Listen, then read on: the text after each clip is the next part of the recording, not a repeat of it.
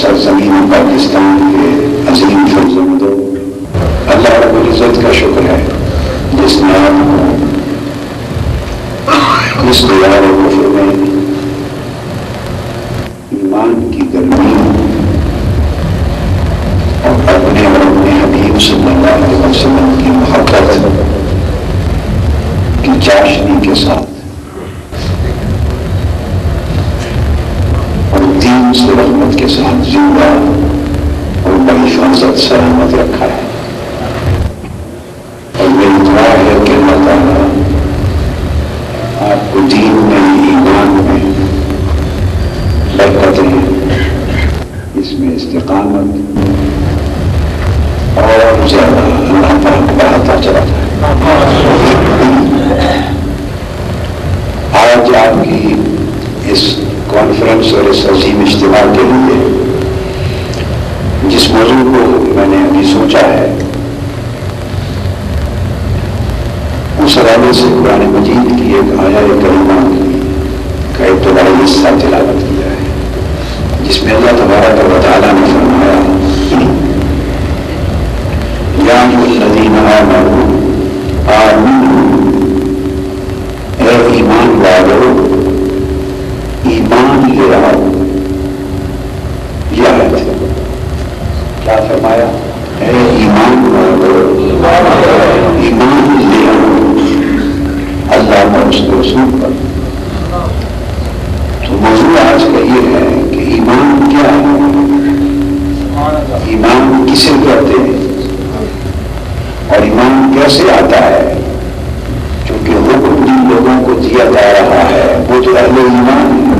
خود اللہ نے فرمایا اے ایمان والو، تو ایمان مان چکے ہیں تو تبھی تو وہ ایمان والے ہیں۔ یا ایھا الذین آمنوا، اے ایمان والو، تو ایمان تو وہ لا چکے، اس لیے ہمیں فرمایا گیا اے ایمان والو۔ تو ایمان لانے کے بعد پھر حکم ہو رہا ہے آمین، ایمان لانا۔ سوال پیدا ہوتا ہے کہ ایمان کیا ہے؟ بس اس نقطے کو آج کی مجلس میں سمجھاتا ہوں۔ یہ واضح نشین کر لیں کہ ایمان جاننے کا نام نہیں ہے، ایمان ماننے کا نام، ایمان جاننے کا نام نہیں ہے، ایمان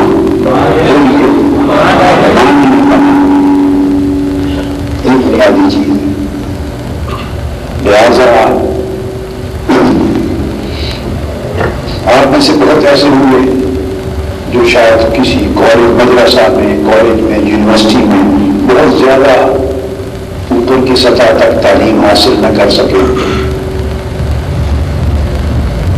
کیوں نے میٹرک کیا ہوگا، کیوں نے ایف اے کیا ہوگا، کچھ گریجویشن کر کے آئے ہوں گے، کہ شاید میٹرک سے بھی کم ہو، اور پوری دنیا میں باہر جو لوگ محنت مزدوری کے لیے ورکرز پاکستان سے گئے ہیں، ان کے سینوں میں ایمان کی شمع روشن ہے، اور وہ تعلیم میں بہت زیادہ آگے نہیں ہے۔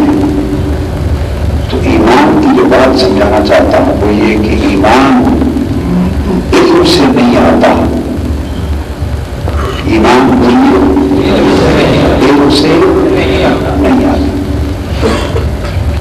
اگر ایمان علم سے آتا تو روئے زمین پر کوئی صاحب علم کافر نہ رہتا۔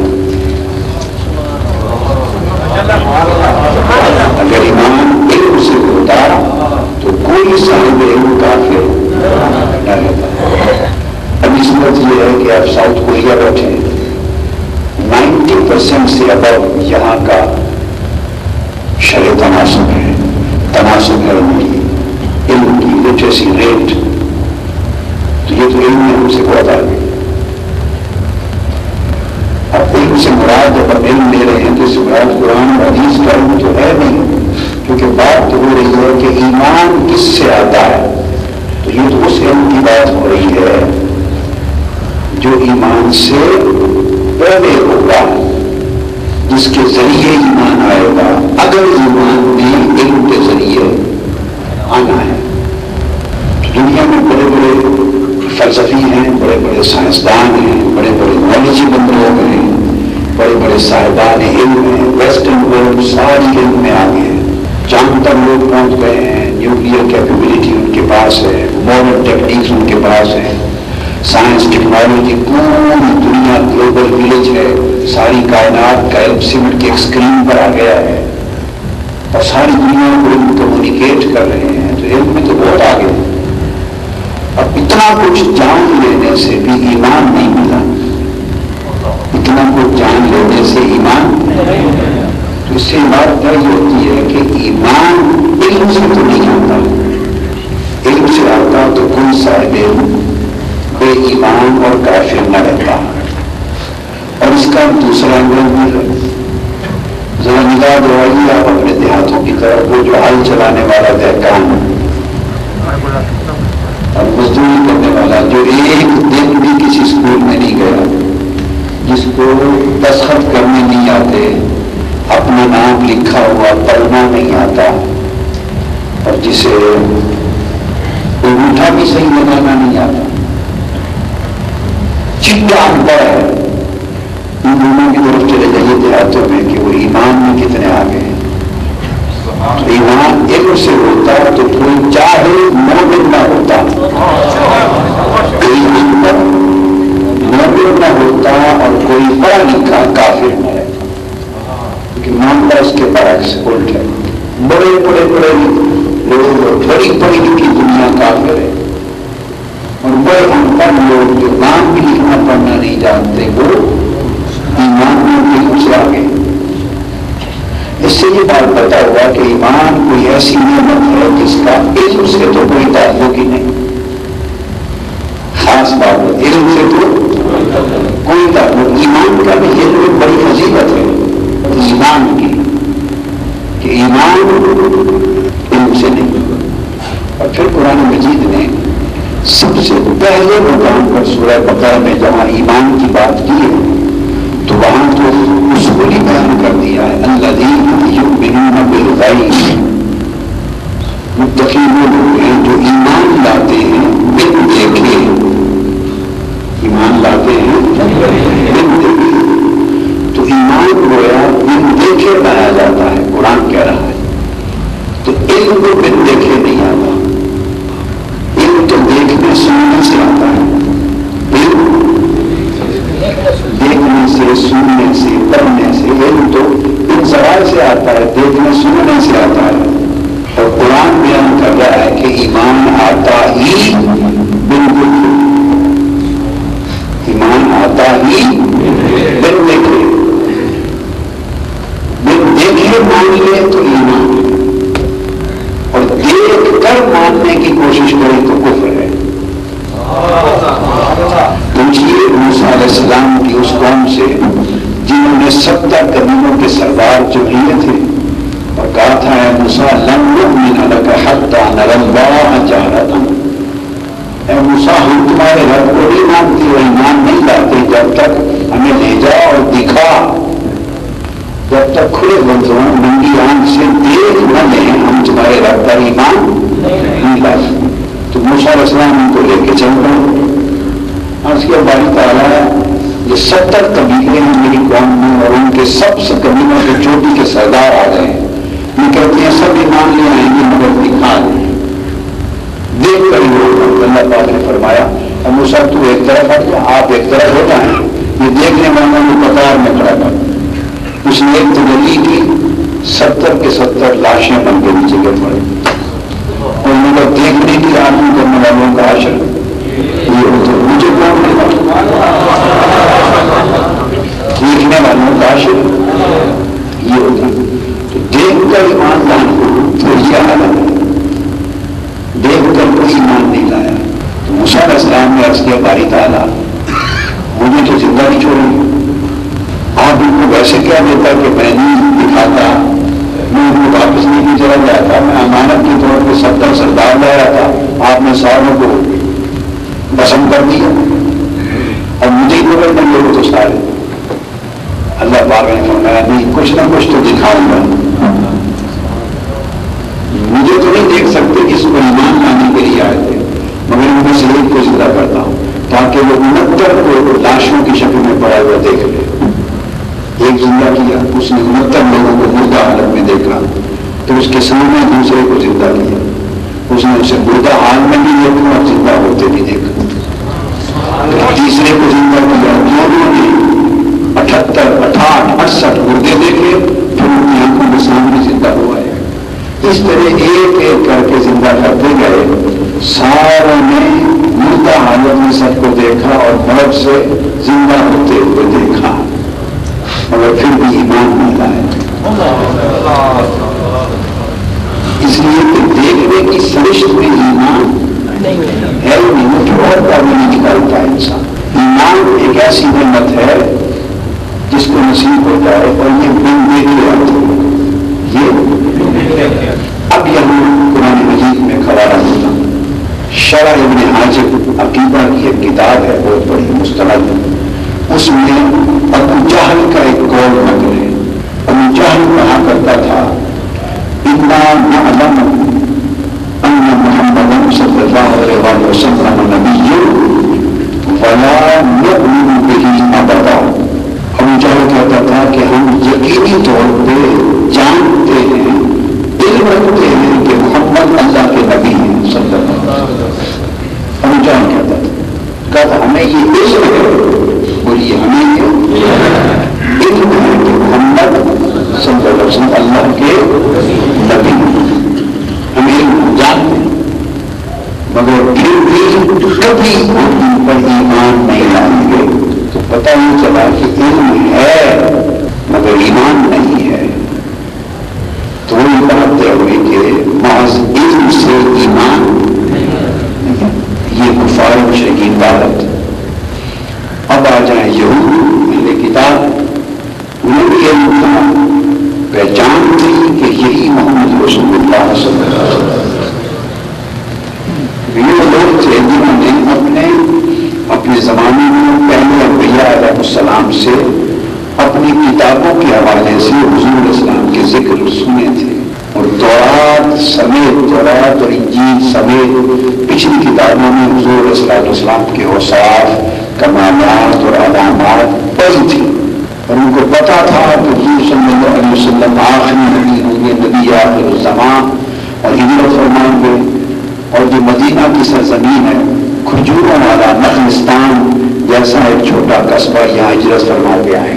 ساری علامتیں آپ کی ولادت کا سال، علامتیں، نوعیت، علاقہ، سب کچھ کتابوں میں درج تھا۔ آپ کی نالج میں ہونا چاہیے کہ یہ مدینہ کے اوریجنلی مدینہ کے رہنے والے نہیں تھے، یہ مائیگرینٹس تھے، یہ مائیگرینٹس تھے، مائیگریشن کر کے آئے تھے. ان کا علاقہ تو فلسطین تھا، بیت المقدس تھا، مصر تھا، ملک کنعان کی سرزمین تھی، شام کی.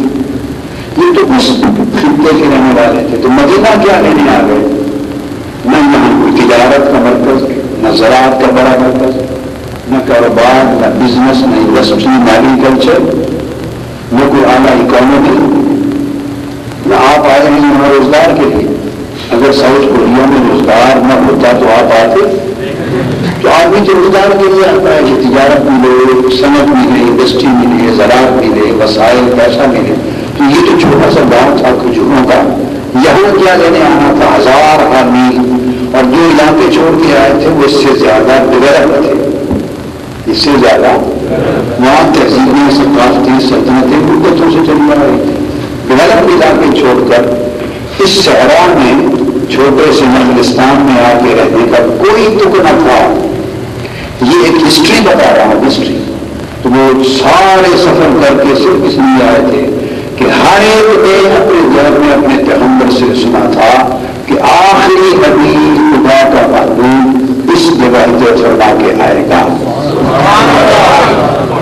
اور چونکہ ہر ایک نے سنا تھا اپنے پیغمبر سے کہ آنے والا اتنا عظیم ہے. آج بھی ہے بائبل میں اور انجیل میں، آج بھی ہے.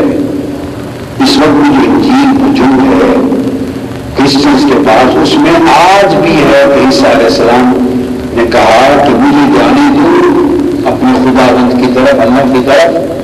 اگر میں جاؤں گا تو وہ اپنا محبوب تمہارے لیے بھیجے گا. اور اس آنے والے محبوب کی شان اتنی بلند ہے کہ میں ان کے جوتوں کے تسمے بھی کھولنے کے لائق نہیں. یہ اس وقت کی موجودہ بائبل میں، انجیل میں موجود ہے. میں نے اسی کی عبارت کر کے سنایا. یہ بھی اس وقت ہے انجیل اور بائبل کے اندر کا کہ میں جاتا ہوں تو میں جاؤں گا تو اللہ پاک اپنا محبوب بھیجے گا اور وہ سارے جہانوں کے لیے رحمت ہوگا اور وہ تمہاری شفاعت فرمائے گا. فرمائے گا میں جاتا ہوں تو میرے بعد جو نبی آئے گا وہ قیامت تک رہے گا، اس کے بعد اور کوئی نہیں آئے گا. ختم تک رہتا ہر چیز موجود ہے بائبل میں، آج بھی ہے. یہ نہیں کہ بہت کچھ مٹا دیا، بدل دیا گیا، مگر یہ جو کچھ بیان کیا یہ تو آج بھی ہے. اور تورات میں بھی تھا، تورات میں بھی، تورات کی آگے پھر سلیمان علیہ السلام کی کتاب تھی، غزل الغزلات داؤد علیہ السلام کی کتاب تھی. تو یہ تمام کتابوں میں حتیٰ کہ حضور اسلام کا حلیہ مبارک تک درج تھا کہ کندھوں کے پیچھے مہر نبوت ہوگی. سلیمان علیہ السلام کی کتاب میں تو یہ بھی درج تھا کہ اس حسین کی ایسی آنکھیں ہوں گی، ایسا پیکر جوان ہوگا، ایسی زبان ہوگی، سب کچھ تھا. تو یہ متوازے ہو گئے تھے، عاشق ہو گئے تھے سن کے کہ چلو اسی بستی میں جا کے بسو. اگر ہمارے دور میں نہیں تو ہماری نسلوں میں، ان کی نسلوں میں، بیٹوں میں، بیٹوں میں، بہوتوں میں جب بھی آئے گا ہماری نسلیں تو ان کے ساتھ ہوں گی. آئے تو اس شوق سے تھے، آئے تو اس شوق سے تھے. جہاں مجھے اب یاد دلا دی یہ ذوق کی بات آ گئی، میں یہ نقطہ کلیئر کر لوں. علم سے آتا ہے ایمان، یہ نہیں آتا. مگر یہاں 2 واقعات بنی اسرائیل کے اس علم کے میں کوٹ کروں گا. وہ ذوق کی کیفیت کی بات ہے. یاد دلا اس نقطے کو کلیئر کروں، پھر یاد دلائیں میں بہت کچھ سنا. تو اس شوق سے آ کے آباد ہوئے تھے اور اپنے گھروں میں روزانہ تلاوت کرتے تھے تورات کی، اور حضور علیہ السلام کے اس میں اوصاف درج تھے. اور اب بہت سے یہودی گھرانے ایسے تھے اپنے بچوں کو حضور علیہ السلام کی اوصاف یاد کرواتے تھے سبب کے طور پر. عبداللہ بن السلام بہت یہودیوں سے لوگ تھے، یاد کرواتے تھے آیتیں زبانی، حضور کی اوصاف، کمالات، علامات. تو بچہ واقف تھا، بس آمد کا انتظار تھا. جب آقا علیہ السلام آ گئے کافر گئی، جانتے تھے اتنا بڑا علم کرتے تھے مگر کافر ہو گئے، مومن نہیں ہوئے. بتانا چاہتا ہوں کہ علم کسی کو ایمان نہیں دیتا. تو قرآن مجید نے کہا یعرفونہ کما یعرفون ابناءہم، کہ وہ حضور شیخ-ul-Islam کو اتنا پہچانتے تھے جتنا ماں باپ اپنے بیٹوں کو پہچانتے تھے. اللہ نے قرآن مجید کی مثال دی. اب بیٹوں کو پہچاننے کی مثال کیوں دی؟ اس لیے دی ہے کہ اگر ایک جیسی شکل کے 100 بچے چھوڑ دینا کھیلنے کے لیے 100 ایک جیسی شکل کے ان میں کئی جڑنا بھی اور ماں کو کہنے کہ اپنے بیٹے کو تلاش کر لے تو ماں پکڑ کی اس طرح نقش نہیں دیکھتی نقش نین اور پہچانتی نہیں. ماں کہتے اسی کو ہے کہ اسے چھوڑیں وہ سیدھی جا کر اپنے بیٹے کو سینے سے لگا اس کی پہچان اتنی کامل ہوتی ہے. اب چونکہ ماں کو ایک جیسا میں بھی تو مار پا نہیں لگتا کہ بیٹا کون ہے اور کون نہیں اس کی پہچان کامل ہوتی ہے. بیٹے کے بارے میں ماں کی ماں باپ کی پہچان کامل ہونے کی وجہ سے وہ مثال دی کہ جس طرح تم ماں باپ اپنے بیٹوں کو نہیں بھولتے نا اس طرح یہ یہودی حضور-ul-Islam کو پہچانتے تھے. اب آپ کو یہ بات سمجھ میں آ گئی کہ کتنی علم تھا کتنا علم تھا کتنی پہچان تھی مگر جاننے کے علم رکھنے پہچان رکھنے کے باوجود ایمان نہیں لائے.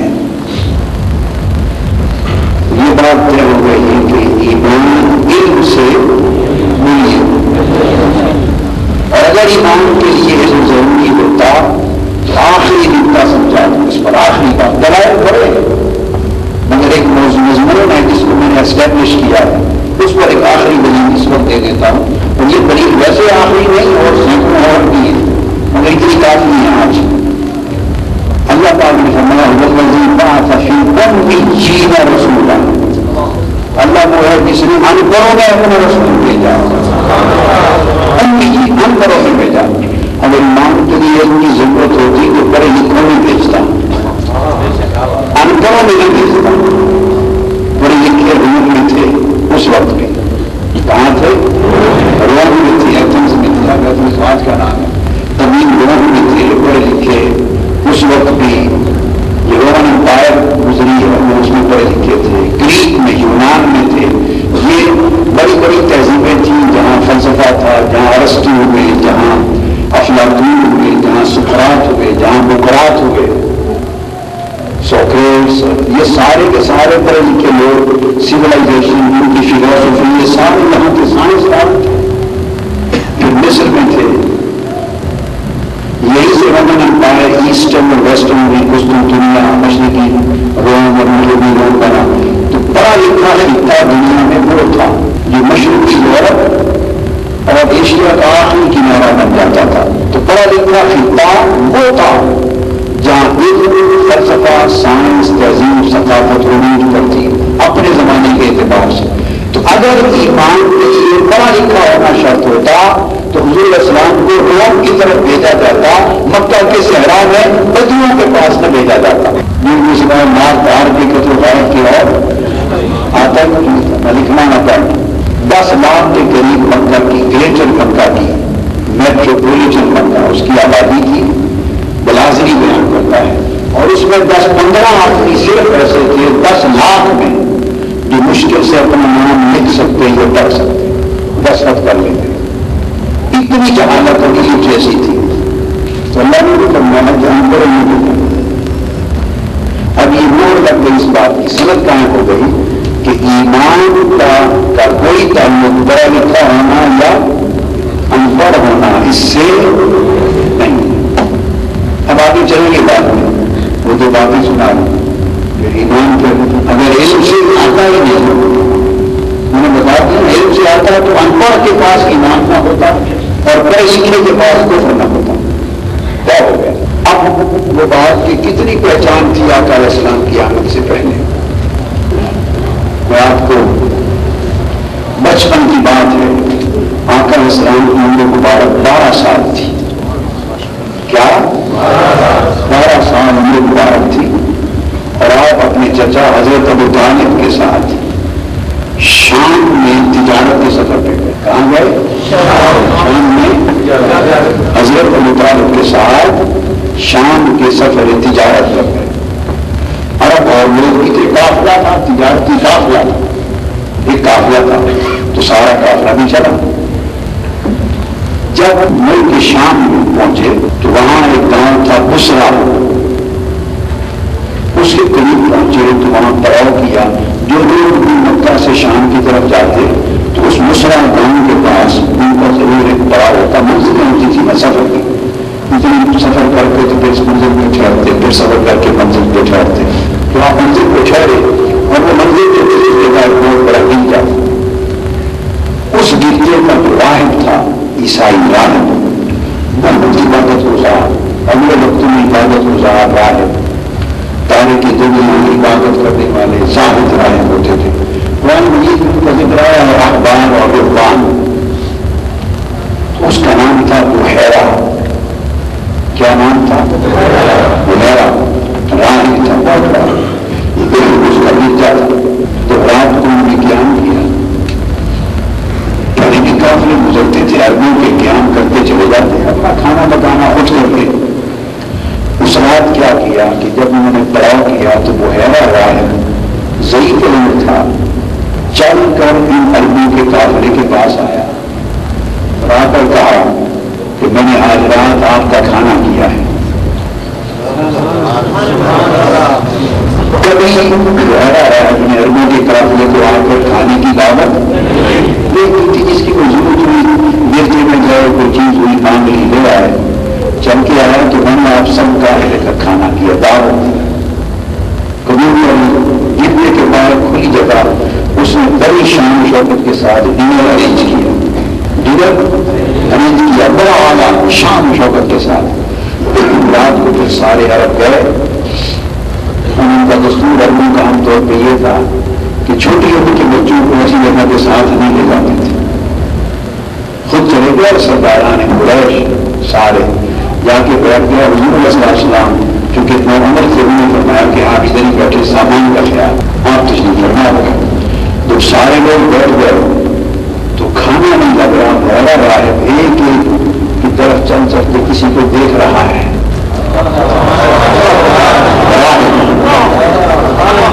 چلتا ہے, دیکھتا ہے. تو جب دیکھتے دیکھتے کسی نے پوچھا کہ تم کس کو تلاش کرتے ہو؟ اس نے کہا کسی کو چھوڑ کر نہیں آئے پیچھے, کسی کو اور نہیں آئے. انہوں نے کہا اللہ اپنا بچہ ہمارا ساتھ تھا تو اس کو ہم سامان کے پاس چھوڑا ہے. پاس پڑا. اس نے کہا تمہیں آج تک کبھی کسی نے کھانے کی دعوت دی؟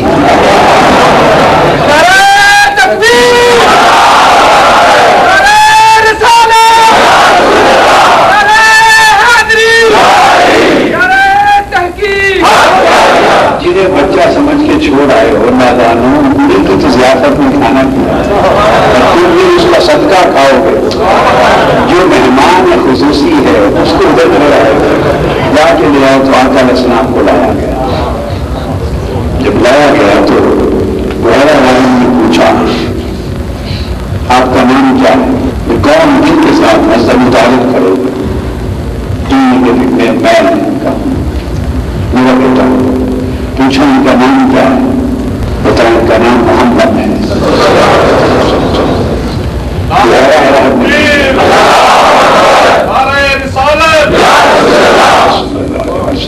پوچھا کہ آپ ان کے کیا لگتے ہیں؟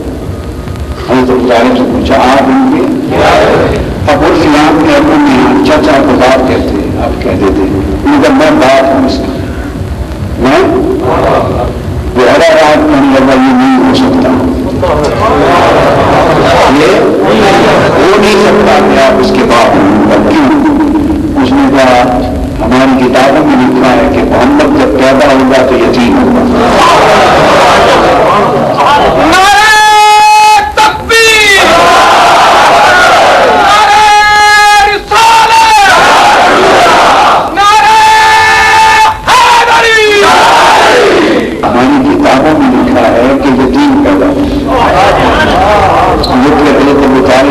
آپ سچ کہتے ہیں میں چچا یہ یتیم ہی پیدا ہوگا اور یتیمی کی حالت میں اس کی پرورش کے دادا نے کی. میرے والد ابو اب جو مختلف نے 8 سال کی عمر سے ان کی بھی وفات ہو گئی اور اس وقت سے اب میری کفالت میں ہے.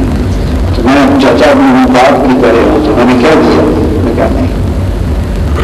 آقا علیہ السلام نے کہا آپ نے کوئی خاص چیز اس جوان کی دیکھی؟ کافر والوں نے کہا خیال نہیں کیا. خیال جب آقا علیہ السلام آ رہے تھے دور سے کہا کہ آپ نے وہ خاص چیز دیکھی تو خیال نہیں کہ لنڈا دیکھو. جب غور سے دیکھا تو آقا علیہ السلام کے اوپر پرندے بادلوں کی طرح سایہ ڈالے چلے.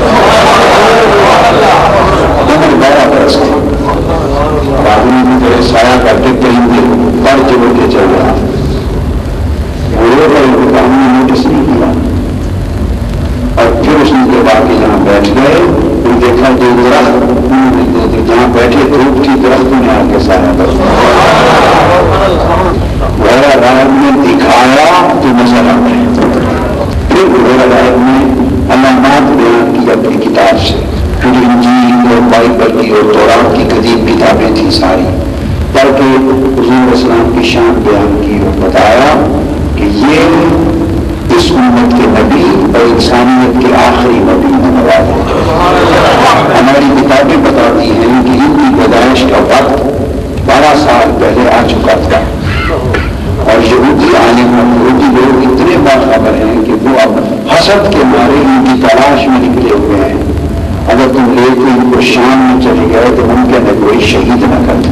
اتنے بھی کچھ یہودی لوگ گوروں پر سوال پہنچ بھی گئے. اس نے آقا علیہ السلام کو ایک طرف کر کے دائیں بائیں کر دیا اور ان کو سمجھایا آپ کدھر نکلو. انہوں نے کہا ہمیں خبر دی ہے ہمارے کاہنوں نے کہ محمد میں اللہ پیدا ہو گئے آخر ہو گئی.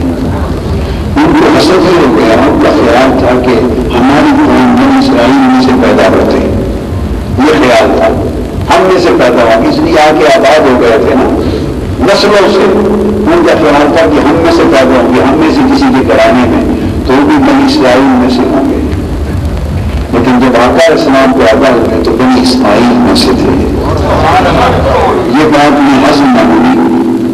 اب وہ قتل کے در پہ ہوئے وہ چلے گئے تو گویا رحمت نے سمجھایا کہ اگر وہ پیدا ہو گئے ہوں اور اللہ کی مشیت یہ ہو کہ وہ نبوت کا اعلان کریں گے تو کیا اللہ کی مشیت کو آپ ناکام کر سکتے ہیں؟ انہوں نے کہا نہیں. اس نے کہا چلے گئے واپس چلے گئے.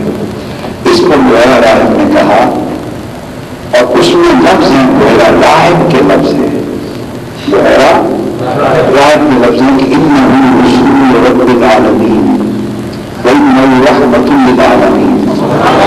یہ جو نوجوان ہے یہ رحمت للعالمین ہونے والا ہے رب العالمین کا رسول.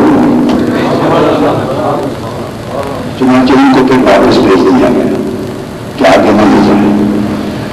مقصد بات کا یہ ہے کہ پہچان میں کس کو کمی تھی. پہچان میں کس کو کمی تھی. اور دوسرا واقعہ جو میں نے کہا حضرت سلمان فارسی کا. سلمان فارسی فارس کے ایران کے رہنے والے تھے. باپ ان کا بڑا جاگیردار تھا اور مجوسی تھے مذہب کے آتش پرست تھے. سلمان فارسی خاندانی طور پہ ایرانی نسل تھے مجوسی آتش پرست تھے. باپ تگڑا جاگیردار تھا. یہ سلمان فارسی بچپن سے اپنی طبیعت میں بڑے صالح پاک باز اور ان کے برے عقائد سے محفوظ رہتے تھے. نفرت تھی. ایک دن والد کہیں باہر گیا اور بیٹے کو سلمان فارسی کی ڈیوٹی لگائی کہ آپ آگ جلاتے ہیں. ان کی ڈیوٹی تھی کہ آگ بجھنے نہ پائے. پوجا کرتے تھے نا کہ بس آگ گدری ڈالتے رہے اور پوجا بجھنے نہ پائے جلاتے رہے. آپ اسی ڈیوٹی میں بیٹھے تھے کہ اچانک کوئی قافلہ آیا. اس میں کچھ نیک راہب تھے پرہیزگار متقی عبادت گزار عیسائی راہب تھے. انہوں نے دیکھا کیونکہ ان کی طبیعت میں عبادت گزاری اپنے مذہب کے مطابق اس وقت خالص مذہب تھا جو تھا تو وہ ذوق شوق تو عبادت کا تھا. تو اس سے پوچھنے لگے کہ یہ جو آپ کی عبادت ہے اور نیکی اور صالحیت اس کی تعلیم تربیت میں لینا چاہوں تو کہاں سے لے سکتا ہوں. انہوں کے شام میں فلاں جگہ ایک پادری ہمارا بڑا راہب ہے محمد بڑا نیک اور صالح اللہ والا ہے اس کے پاس چلے جاؤ. چلے گئے. وہ سلمان فارسی دوڑے گھر چھوڑ کے بھاگ گئے اور اس راہب کے پاس جانا. اس کے آخری دن تھے. کچھ دن اس کی خدمت کی. وہ کتابوں کا عالم تھا بیان کرتا تھا حضور اسلام کے تذکرے کرتا تھا پڑھتا تھا. آپ بیٹھ کے سنتے تھے اتنے میں اس کی وفات کا وقت آ گیا. جب مرنے لگا تو وہ بولے کہ آپ تو جا رہے ہیں تو میں کس کے پاس جا کے سیکھوں گا, تربیت پاؤں گا. اس نے 2000 کا پتہ دیا کہ میں آپ کو اس کے سپورٹ کرتا ہوں, میرا نام بتانا. وہ بھی اللہ والا بڑا عبادت گزار ہے. اس کے پاس پہنچے, جب پہنچ گئے کچھ دیر اس کے پاس گزارے, وہ بھی صحیح طور تھا, آخری چراغ ساری تھے, بجتے جا رہے تھے. تو وہ بھی اللہ والا تھا, عبادت گزار تھا. کچھ دن گزارے, وہ بھی کتابوں سے حضور اسلام کے تذکرے پڑھتا, سناتا, اور یہ سن کے عاشق ہوتے چلے گئے. عاشق ہوتے چلے گئے کہ کبھی تو نصیب ہوگا کہ ہم اس محبوب کو دیکھیں گے. تو وہ پھر اس کی بھی بات ہو گئی, وفات ہو گئی. اس نے بھی کسی اور کا پتہ دیا. وہ جو پتہ دیا تو وہ یہ بحیرہ راہب تھا. تو اس بحیرہ راہب کے شاگرد ہیں حضرت سلمان فارسی. ابھی اس کے شاگرد کے بحیرہ راہب تو اس کی آخری عمر تھی, اس کی آخری عمر تھی. اس کے پاس پہنچے, کچھ عرصہ ان کی تربیت میں تعلیم میں رہے, اور اس نے بتایا کہ یہ جو تذکرے جس پیغمبر کے اور نبی کے تھے وہ پیدا ہو چکے ہیں, اور انہوں نے ہمارے حساب کے مطابق, اطلاع کے مطابق اعلان نبوت بھی کر دیا. بس سلمان فارسی کے دل میں جب سینے میں ایک بامبر بچ گیا, آگ لگ گئی, عشق کی آگ لگ گئی. اب وہ رات دن پریشان, رات کہ کوئی سبیر بنے تو میں جا کے اس من موہن کو دیکھوں, اس من موہن کو دیکھوں. تو اسی دوران عربوں کا بھی قافلہ جا رہا تھا. اس قافلے میں چلے گئے عربوں کے قافلے میں, اور وہ لے کے آ گئے مدینہ. وہاں پہنچ گئے, خبر ملی تو پتہ چلا کہ وہ تو ابھی مکہ میں ہے. آقا اسلام ابھی مکہ میں ہے, مدینہ میں نہیں. تو اس نے خرید لیا تھا, انہوں نے اپنا غلام بنا لیا. رات میں محنت کراتے, مزدوری کراتے, مارتے, پیٹتے, کوئی تاشا کام میں تھے, بڑے پریشان تھے. کوشش کرتے کہ کوئی سے آزادی ملے تو مکہ چلا جاؤں. وہ مالک چھوڑتا نہیں تھا, مالک یہ تھا چھوڑتا نہیں. ملا کر بڑی مشکل سے اس سے کسی اور نے خرید لیا. اس طرح پھر کسی اور کی غلامی میں چلے گئے, پھر وہاں سے نکلے, ایک عرصہ پھر غلامی کی زندگی میں بھی رہے, پھر کسی اور کو انہوں نے بیچ دیا. وہ قافلہ پھر عربوں کا تھا, وہ مدینہ لے کے آ گیا. جب مدینہ پہنچے تو پتہ چلا کہ سرکار دو عالم صلی اللہ علیہ وسلم مدینہ آ چکے ہیں. اس میں عمر بیت گئی, آسے آسے عمر گزاری, چلے ہزار ہزارہ مالی باغ نہ دیکھن دے گئے, آئیاں جدوں بہارا. اب مدینہ رات دن سنتے ہوئے مالک اجازت نہ دیتا جانے مالک. تو پتہ چلا کہ حضور اسلام ہجرت فرما کے آ گئے ہیں اور ابھی قبا نہیں پہنچے. اس دن کی بات ہے, جس دن قبا پہنچے. کسی سے خبر سنی کہ قبا پہنچ گئے, تیزی سے اپنا کام مکمل کیا, اور مکمل کر کے بہت ساری کھجوریں دی اور دوڑ کر قبا پہنچ گئے کہ یار کا جلوہ کرو. حضور نے دیدار کیا. کتابوں میں پڑھا تھا کہ اس پیغمبر کی علامت یہ ہوگی کہ وہ صدقہ نہیں کھائے گا. صدقہ علامت کھجوریں لے گئے اور جا کے پیش کی آقا کو, اور اس کی حضور یہ صدقہ ہے, تمام فرما دو. آپ نے فرمایا ہم صدقہ نہیں کھاتے, تو باقی لوگوں نے تقسیم کر دیا. دل خوش ہوا, پھرنے گئے, ایک علامت تو پوری ہو گئی, وہی لگ گئی. اس کے بعد پھر زیارت کی, مالک کا ٹائم ہو گیا, پھر واپس آ گئے. پھر مشکل سے وقت ملا, اتنے میں آقا علیہ السلام پھر اب وہ یہ بنساری کے گھر پہنچ گئے مدینہ پاک. پھر خبر ملی, پھر کھجوریں لی اور گھر پہ آ گئے. یہ پر سن رکھا تھا, چونکہ راہبوں کے پاس رہا تھا, سن رکھا تھا کہ وہ ہدیہ کھاتے, وہ ہدیہ تو کھائیں گے, صدقہ نہیں کھائیں گے. کھجوریں لائے, دوبارہ حاضر ہوئے, پیش کیا حضور یہ ہدیہ ہے, تحفہ ہے, کھجوریں تلاوت فرما لیں. آپ نے خود بھی کھا لی, حاضرین کو بھی دے دی. خوش ہو گیا کہ دوسری علامت بھی پوری ہو گئی. اس کے بعد چلا گیا. پھر اس کے بعد اپنے مالک کے کام کاج میں بڑی مشکل سے اب دل کر کے روز اداسی ہو کر کے جب وقت ملے تو میں وقت نکال کے کام ختم کرے دوڑ کے آ جائے. تو آقا علیہ السلام نے کہا سلمان فارسی یہ علامتیں ہی دیکھتا رہے گا یا آ جائے گا؟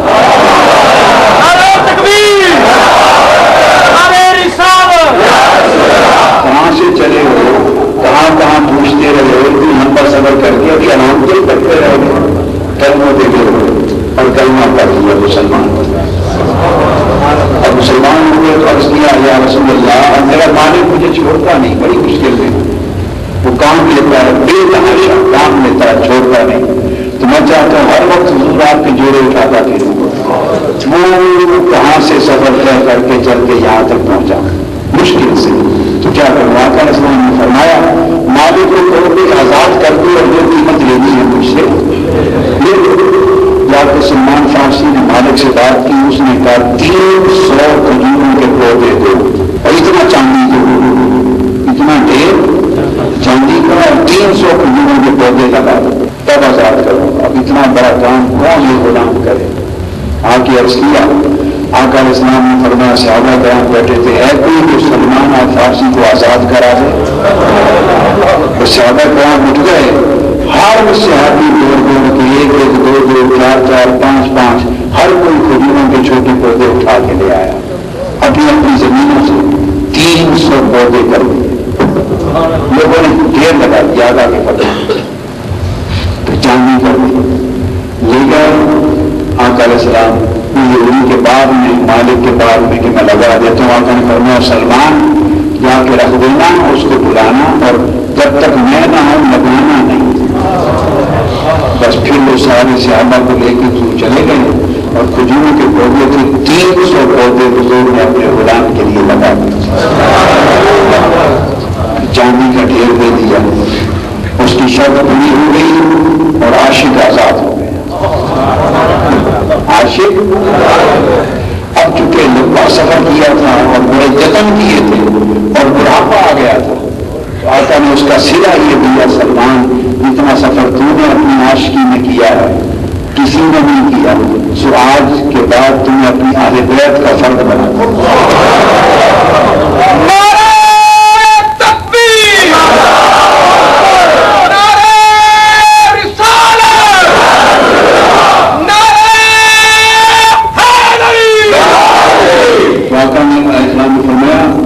سلمان من اہل بیت کہ سلمان میری اہل بیت سے.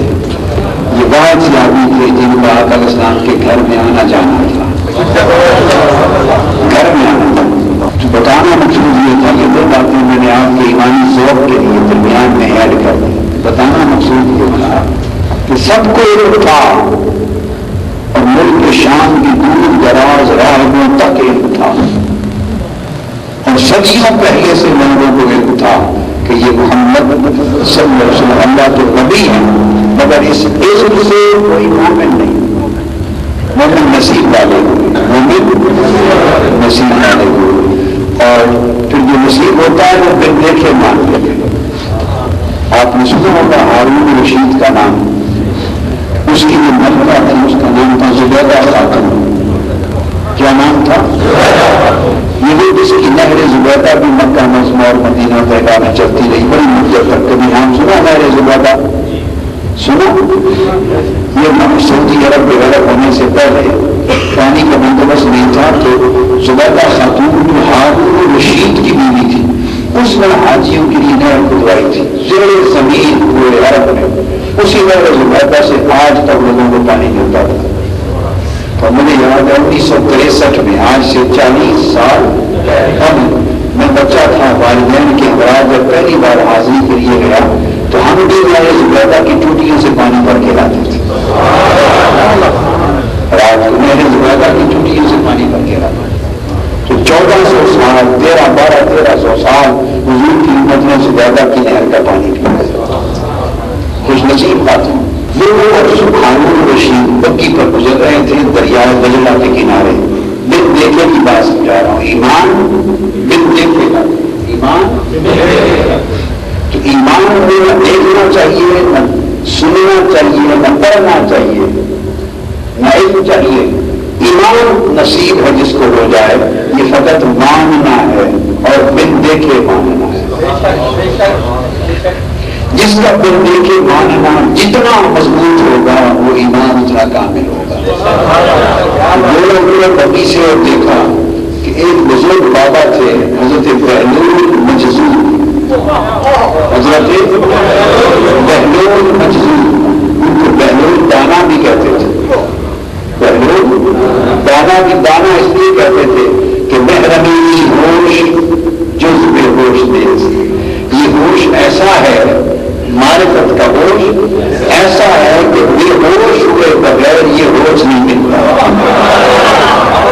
یہ ہوش بے ہوشوں کو ملتا ہے، ہوش مندوں کو کیوں میری بات سمجھے؟ یہ ہوش بے ہوشوں کو ملتا ہے، ہوش مندوں کو. جب تک موسیٰ علیہ السلام ہوش میں تھے، اپنے ہوش میں تھے، تو عرض کیا رب پیارے نہیں مولا مجھے اپنا آپ دکھا. جب تک اپنے ہوش میں تھے، کیا ہوش میں تھے، عرض کیا مجھے اپنا آپ دکھا. تو میں اپنا ہوش اس لیے کہہ رہا ہوں کہ ہوش تھا تو یہ بھی سمجھ تھی کہ مجھے تو اپنا آپ دکھا لے تاکہ میں تجھے تک لوں. رب پیارے نہیں انظر الیک، تاکہ میں تجھے دیکھ لوں. تو ہوش تھا اپنے ہونے کا بھی اور اس کے ہونے کا بھی. عرض کر رہے تھے باری تعالیٰ اپنا آپ دکھا تاکہ میں تجھے، تو میں کبھی ہوش تھا اور تجھے کبھی ہوش تھا اور دیکھنے کا بھی ہوش تھا، تو ہوش میں تھے. جواب آیا لن ترانی موسیٰ جب تک اس میں اور تم کے ہوش میں ہو نہیں دیکھ سکتے. جب تک میں اور تم کا ہوش ہے نہیں دیکھ سکتے. لن ترانی نہیں دیکھ سکتے. تو پھر کیا ہوا؟ تجلی آئی، کوئی دور قسم ہو گیا، رات ہو گیا. جب موسیٰ علیہ السلام بے ہوش ہو گئے.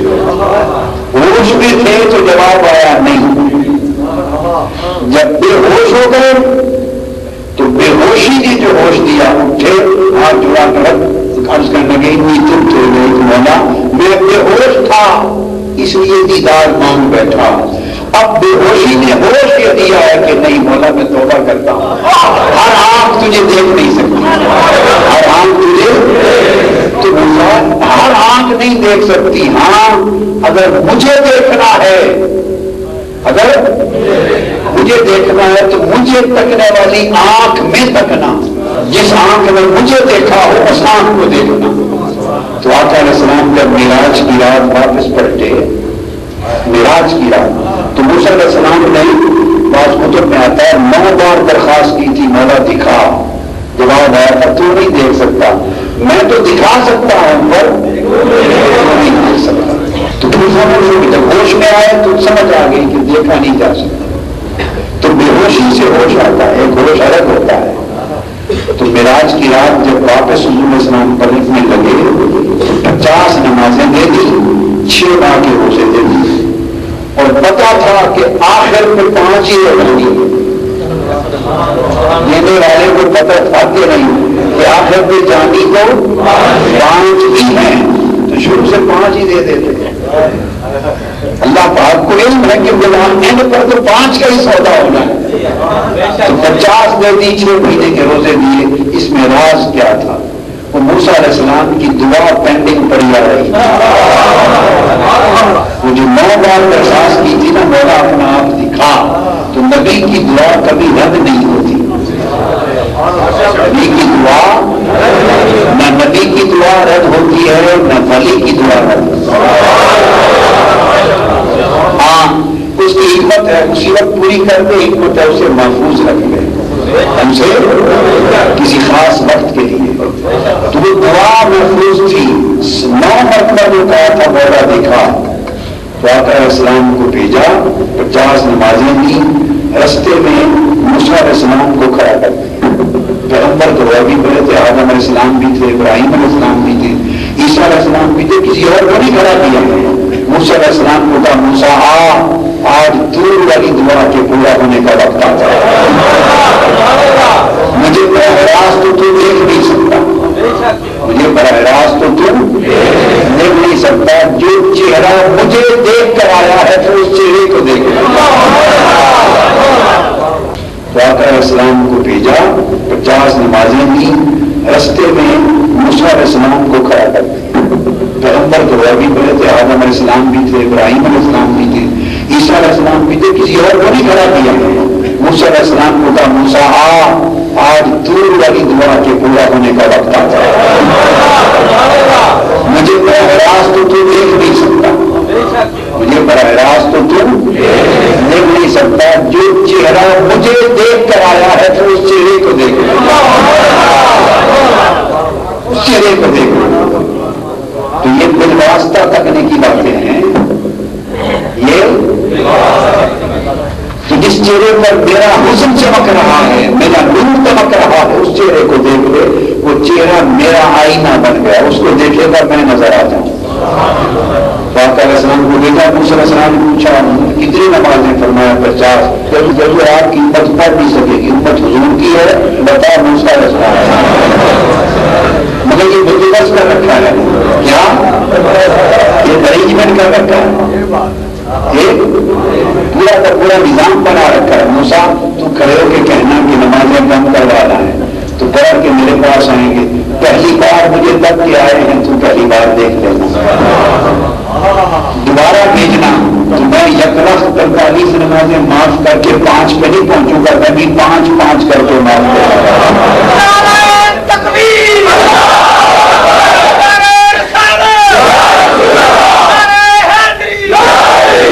میں بھی ہر بار 5 معاف کروں گا، اگلی بار 5 معاف کی، 45 رہ گئی، پھر واپس آئے موسیٰ ایک بار پھر دیکھ لے، تو نے 9 بار درخواست کی تھی، میں اپنے یار کو 9 بار پلٹا کے دکھاتا،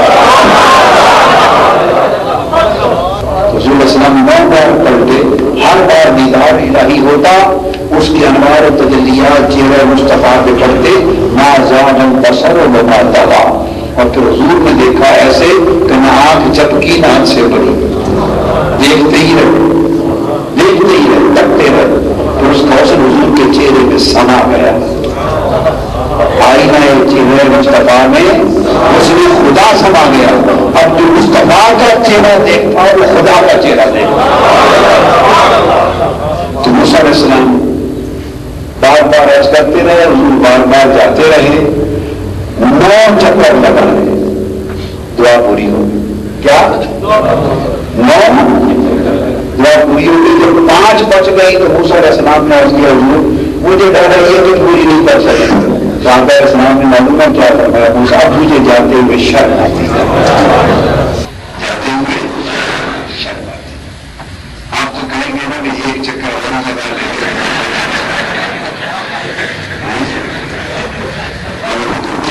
اللہ نے کہا میں نے 50 دی، 5 بچ گئی، مگر میرا کرم یہ محبوب چونکہ آپ کی امت ہے وہ 5 ہی کرے گی، اجر روزانہ 50 کا پڑے گی، 5 اور اجر میں کبھی نہیں کروں گا 50 کا۔ تو عرض کر رہا تھا کہ محرم ہی ہوش جز بے ہوش نیست، بے ہوشی آتی ہے تو ہوش آتا ہے، ایک ہوش وہ ہے جو بے ہوشی میں آتا ہے، اور ایک خبر وہ ہے جو بے خبری سے ملتی ہے، ایک خبر وہ ہے جو بے خبری میں ملتی ہے، اور ایک علم وہ ہے جو بے علمی میں ملتا ہے، اور ایک دیدار وہ ہے جو آنکھیں بند کرنے سے ملتا ہے، آنکھیں بند کرنے سے ملتا ہے، دیکھنے سے نہیں ملتا۔ تو آقا علیہ السلام کی بات کر رہے تھے، تو پھر وہ ہارون الرشید اور اس کی بیوی زبیدہ خاتون وہ اتر آئے، دجلہ کے کنارے تہر-ul-Qadri کے پاس آ گئے، نیلی مٹی تھی دریا کے کنارے، تو پاؤں میں رکھ کے نا گھر بنا کے، اس طرح جیسے گھر نہیں بناتے اور میں آپ بھی کھیلتے ہیں اور ویسٹرن ورلڈ بھی بناتے ہیں، تو گھر بنا کے تو بس کھیل رہے، مزدور بابا تھا بس گھر بنایا جا رہا، آ گئے زبیدہ خاتون نے پوچھا بابا یہ کیا بنا رہے ہیں؟ اس نے کہا جنت میں گھر بنا رہا ہے، جنت میں گھر بنا رہا۔ اچھا، ہارون الرشید چپ کھڑا تھا، خاموش، کیا؟ تو اس نے پوچھا زبیدہ خاتون نے بابا بیچتے بھی ہو؟ اس نے کہا بیٹا بیچتا ہوں، کتنے کا؟ اس نے کہا 10 درہم کا۔ آپ سمجھ لیں وان ہے آپ کی کرنسی، سمجھ لیں 10 وان کا، اب 10 وان ڈالر میں قیمت ہے جی کچھ نہیں، قیمت ہے 10 وان کا بیچتا۔ 10 درہم اس نے کہہ دیتے، اس نے 10 درہم نکالے اور دانا نے لے کے 10 درہم دریا میں پھینک دیے. کیا اور ایک گھر کو ایسے ہاتھ مار کے گرا دیا، کہا جا بیٹا جنت میں تمہارا گھر صاحب ہے. مجذوبوں کی باتیں، فقیروں کی باتیں، غنیوں کی، عاشقوں کی باتیں، وہ ایسا کرتے ہیں اللہ ویسے ہی کر دیتا ہے. واپس پہنچے تو رشید مزاق کرتا رہا کہ بیوی کا وہ شوہر تھا. اس نے مجھے دیکھے کہ یہ کوئی جنت میں گھر مانتے ہیں میرا پہنچ گئی غریب مزدور مطلب کسی غریب کو دیتے اس کا کام بن جاتا ہے. وقت روٹی کھا لیتا اس نے اس دریا میں پھینک دی اور اس طرح گھر گرا دی. اس جنت میں گھر بن جاتا. اس نے کہا رشید جو 10 دن کیا میرے ہی کرنا تمہارا بھی کچھ. رات سوئے ہارون رشید نے خواب دیکھا کہ جنت میں کھڑا ہے. ہارون رشید نے دیکھا جنت میں کھڑا ہے اور سامنے ایک عالی شان محل ہے اور اس کے دروازے پر لکھا ہے کہ زبیدہ خاتون کا گھر. اندر جانے لگا فوری میری بیوی کا گھر ہے. فرشتوں کے بازو سے پکڑ کے پیچھے ہٹا دیا. کتنے چلے گئے؟ میری بیوی کا گھر ہے. بیوی کا گھر ہے تو یہ پاکستان تھوڑا بیوی کے بعد میں نکل جائے اپنے پتی کا پاکستان بھی تھوڑا ہے. یہ تو بیوی کا گھر ہے تو بیوی کا گھر ہے. جس کا گھر ہے وہ نہیں جائے گا اور تو نے اپنا کوئی گھر یہاں کے لیے بنایا ہے تو اس میں جائے گا. بیوی کا گھر ہے.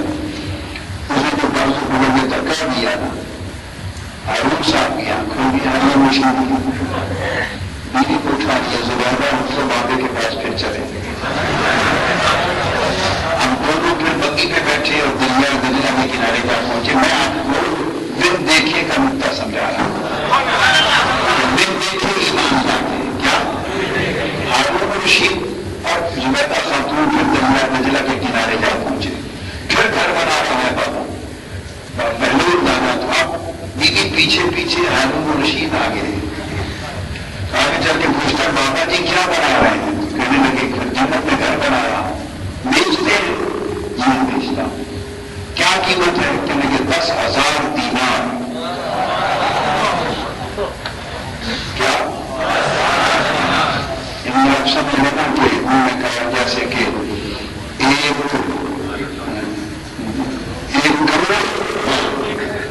ایک کروڑ بات اس نے کہا کل تو 10 مان کا دے رہے تھے. کل 10 درہم کا. ایک ہی دن میں اتنی مہنگائی. ایک ہی دن میں اتنی مہنگائی. کل 10 درہم کا تھا 10,000 دینار کا سونے کے دینار کا ہو گیا. اس نے کہا مہنگائی ہو گئی اس لیے کہ کل کے گاہک بن دیکھے لے گئے. نے کہا کل کے گاہک بن دیکھے لے گئے تھے. آج والے گاہک رات کو دیکھ کر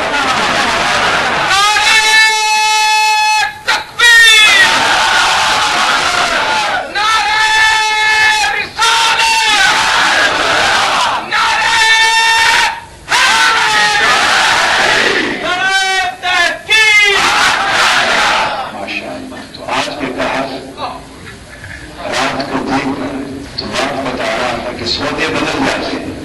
سودا وہی جو بن دیکھے گا.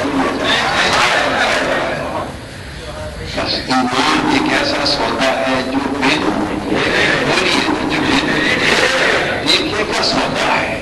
جس نے بن دیکھے کر لیا وہ تا گیا اور جو دیکھنے پرکھنے میں رہا وہ مر گیا. بن دیکھے کر لیا وہ دیکھنے میں رہا مر گیا. تو ایمان بن دیکھے کا سودا ہے. لہذا اس میں علم چاہیے نہ پڑھا لکھا ہونا چاہیے. بس یہ بن دیکھے جس نے مان لیا اس کو ایمان نصیب ہو گیا. اب سوال پیدا ہوتا ہے اگر علم سے نہیں آتا تو کس شے سے آتا ہے؟ اگلی بات آگے سے یہ پچھلا مضمون پورا ختم ہو گیا. کئی مثالیں دی میں نے آج سادہ سادہ تاکہ پیار کی چنگاریاں بھی جلتی رہے بڑھتی رہے روشنی بھی ہوتی رہے سوق بھی تو ڈالا ہو اور مضمون بھی سمجھ میں آتا. تو پھر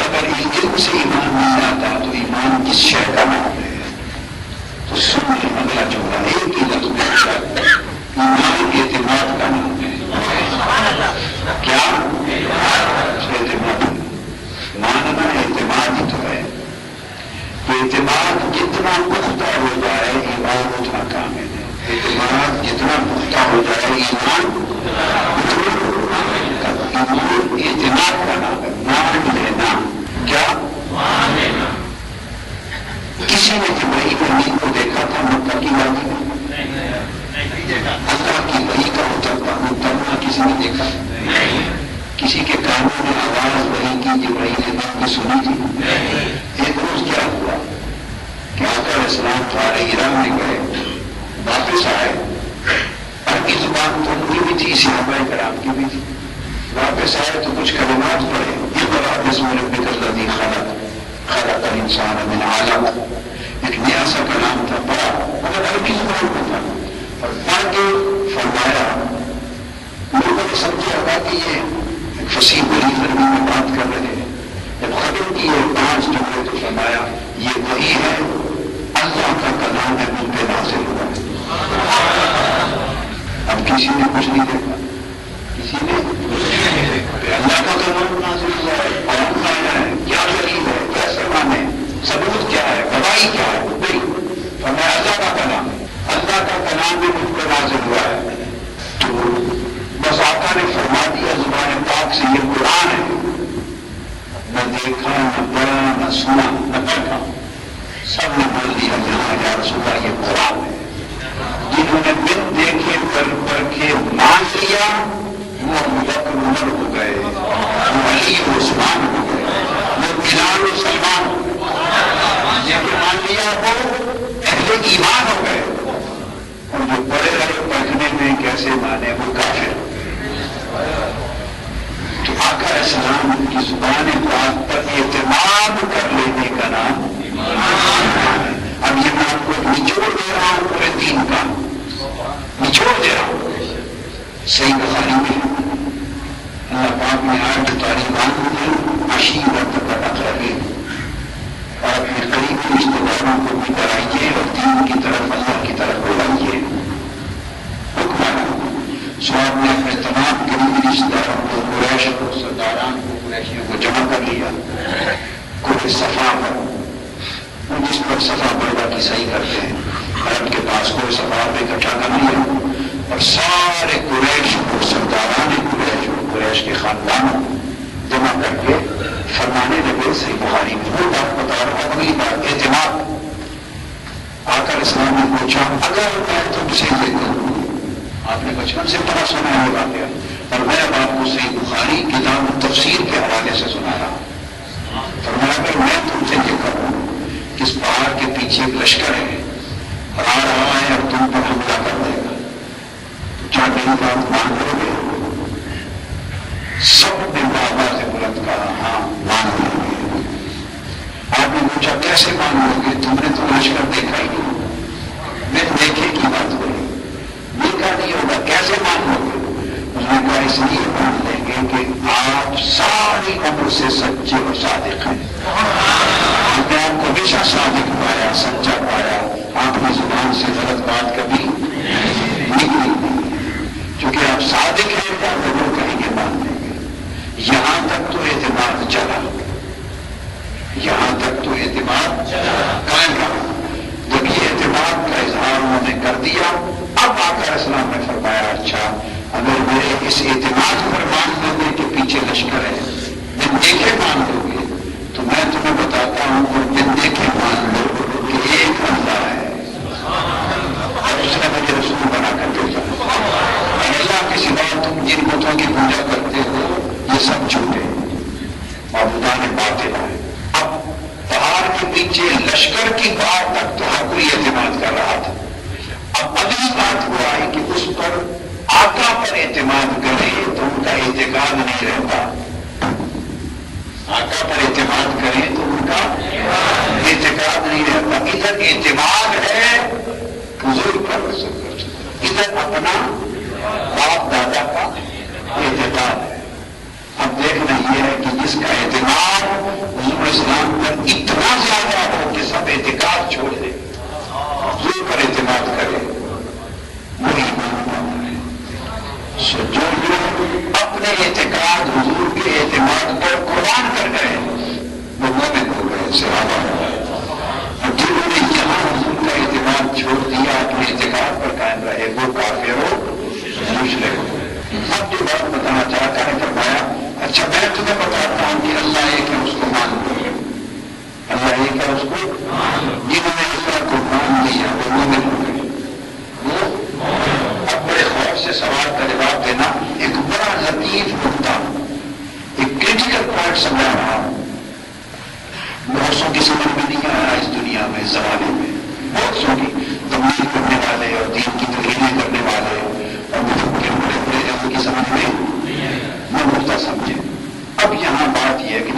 السلام نے فرمایا کہ میں تم سے کہوں کہ لشکر اور پہاڑ کے پیچھے مان لو گے، مان لیں سوق میں کہتا ہوں کہ پھر اللہ ایک ہے اور میرے اعتماد پر اس کو مان دو۔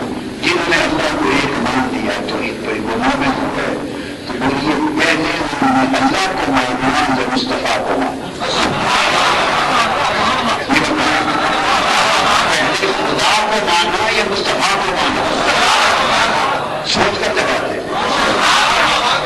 اب میں یہ بتانا چاہتا ہوں اب کہ خدا کو تو لوگ مانا چاہتے تھے اپنے اعتماد پر، اگر مجھے مانتے ہو کہ میں سچا ہوں تو پھر میرے خدا کو مان لو۔ تو انہوں نے کہا حضور آپ کو مانتے ہیں؟ وہ کہا سو خدا کو بھی مان لو۔ تو پہلے کس کو مانا؟ مصطفیٰ کو مانا یا خدا کو مانا؟ چونکہ حضور السلام تھے مخبر، خبر دینے والے، اور اللہ کا ایک ہونا یہ تھی خبر، اللہ کا ہونا یہ تھی خبر، اور خبر دینے والا کون ہوتا ہے؟ مخبر۔ اب خبر پر تو آپ یقین تبھی کرتے ہیں پہلے مخبر کے سچے ہونے پر یقین ہو۔ اگر مخبر کو ہی نہ مانے کہ یہ سچا ہے تو خبر مانے گا؟ تو خبر کا تو انحصار ہی مخبر کی صداقت پر ہے۔ مخبر کو مانا تو خبر مانی گئی، اگر مخبر میں ہی شک ہو جائے تو خبر کو کون مانتا ہے؟ خبر کو کون مانتا ہے؟ اس لیے اللہ کی وحدت اور توحید یہ خبر ہے، اور مصطفیٰ اور ان کی رسالت یہ مخبر ہے۔ لہذا توحید پر عقیدہ اور ایمان بنتا ہی تب ہے جب پہلے مصطفیٰ نے کلمہ ملتا رکھا۔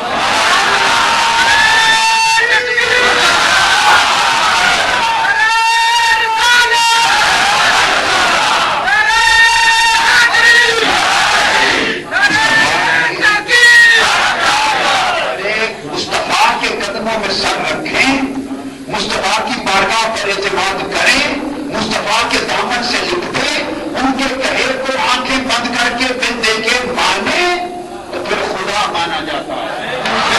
کوئی خدا ہے اب خدا کو جب نہ مان کے وہ خدا ہے، اگلی بات بڑی نازک بات کر رہا ہوں، ہم میں سے کسی نے خدا کو آج تک دیکھا؟ بڑی خاص بات ہے، یہ بات کہنے کی ہمت علماء لوگ ہیں وہ فکر نہیں کرتے، ضرورت ہمیں پتہ ہے نہیں کرتے، نہ کریں ہمیں کر یہ بات ہمیں کوئی نہیں کر سکتا، نہیں کوئی کہے گا، یہ کوئی اور میں کئی بار کہتا ہوں اور میں ہمارے کوئی اتنا زمانہ لگے گا کہ پھر کوئی دوسرے سے کہنے والا آئے گا، کتنا وقت یہ ہر کوئی ضرورت سے نہیں کرتا۔ جو بات بتانا چاہتا ہوں، آج تک 1400 سال ہو گئے خدا کو مانتے ہوئے، خدا کو کسی نے 1400 سال میں دیکھا کہ جس کو مانتے ہیں وہ ہے کیسا؟ جس کو مانتے ہیں وہ ہے کیسا؟ دیکھا نہیں نہ دیکھا، مگر مانتے ہیں کہ ایسا ہے، رحیم ہے، کریم ہے، رؤوف ہے، سارا کچھ مانتے ہیں، اور بے سایہ ہے، بے جسم ہے، مانتے سب کچھ ہیں اور دیکھا کچھ بھی نہیں۔ 1400 سال ہو گئے، اور وہ ہے کون؟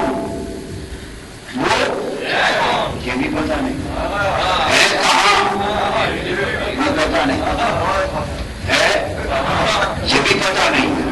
اور پوچھا کہ تو کون ہے؟ اس نے کہا میں ایک ہوں۔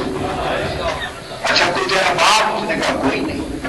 کوئی تیرا بیٹا؟ اس نے کہا کوئی نہیں۔ کوئی خاندان میں کوئی نہیں، کوئی تم جیسا کوئی کیسے مانے؟ اس نے کہا 1400 سال ہو گئے مان رہے ہیں، کس کو مان رہے ہیں کچھ پتا نہیں، خدا کو مان رہے ہیں۔ کس کو خدا کہہ رہے ہیں؟ اپنی سمجھ سے کچھ پتا نہیں، خدا کو خدا کہہ رہے ہیں۔ تو خدا کو خدا کس نے کروا دیا؟ سادہ سی بات ہے، مصطفیٰ نے جس کو خدا کہہ دیا اسی کو خدا مانا۔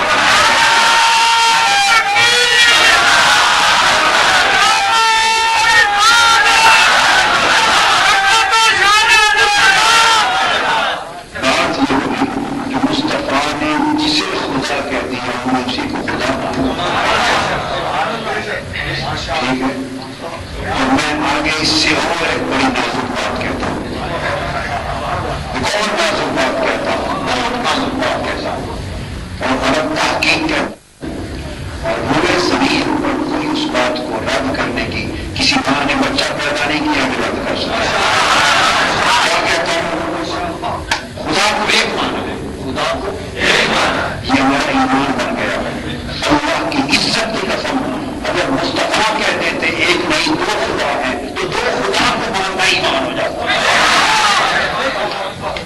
مصطفیٰ فرما دیتے دو ہے، دو ہی کو ماننا ایمان ہے، اور مصطفیٰ فرما دیتے 10 ہیں، 10 خداؤں کو ماننا ایمان ہوتا ہے۔ مصطفیٰ فرما دیتے 3 ہیں، 3 کو ماننا ایمان ہوتا ہے۔ پھر جب اس ایک کو ان کے کہنے سے ایک مانا، وہ 2 کہتے تو ان کے کہنے سے 2 دیکھا تو ایک کو بھی نہیں تھا اور دیکھے 2 بھی دیکھنے نہیں تھے، دیکھنے 3 بھی نہیں تھے اور دیکھنے 1 بھی نہیں تھے، اور جتنے کہنے تھے اتنے ہی خدا مانتے تھے۔ یہ ایمان ہے۔ کیا ہے؟ اور پھر بات پلٹ آئیے، جب ہیرا سے آئے تو فرمایا یہ ایمان ہو گیا، یہ خدا ہوا۔ اب مصطفیٰ نے زبان سے کہا اقرأ بسم ربک الذی خلق، کسی نے نہ جبرائیل دیکھا نہ اترتے دیکھا کلام، فرمایا یہ قرآن ہے۔ عرض کیا جی یا رسول اللہ یہ قرآن ہے۔